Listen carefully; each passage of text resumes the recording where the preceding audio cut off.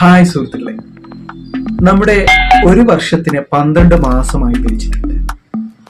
അതിൽ തന്നെ നമുക്ക് മഴക്കാലം, വേനൽക്കാലം, കാറ്റുകാലം, മഞ്ഞുകാലം, അങ്ങനെ ആ രീതിയിലും നമ്മൾക്ക് കാലങ്ങൾ അനുഭവിക്കാൻ കഴിയുന്നുണ്ട്.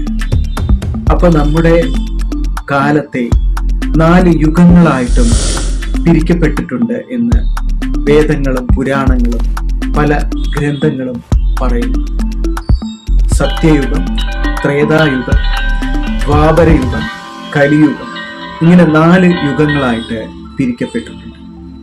അതിൽ 4ാമത്തെ യുഗമായ കലിയുഗത്തിന്റെ അവസാന ഘട്ടത്തിലാണ് നമ്മൾ ഉള്ളത് എന്ന് പറയപ്പെടും.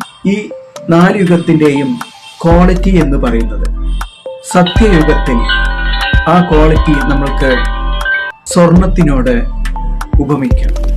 രണ്ടാമത് ത്രേതായുഗത്തെ വെള്ളിയോട് നമ്മൾക്ക് ഉപമിക്കാം. മൂന്നാമത് ദ്വാപരയുഗത്തെ ചെമ്പിനോട് ഉപമിക്കാം. 4ാമത് കലിയുഗത്തെ ഇരുമ്പിനോട് നമ്മൾക്ക് ഉപമിക്കാൻ കഴിയും. അതായത് അതിൻ്റെ ക്വാളിറ്റി എന്ന് പറയുന്നത് താഴേക്ക് വന്നുകൊണ്ടിരിക്കും എന്നാണ് പറയപ്പെടുന്നത്. ഈ കലിയുഗം കഴിഞ്ഞാൽ വീണ്ടും ആ സത്യയുഗത്തിലേക്ക് പോയിക്കൊണ്ടിരിക്കുകയാണ് എന്നാണ് പറയപ്പെടുന്നത്.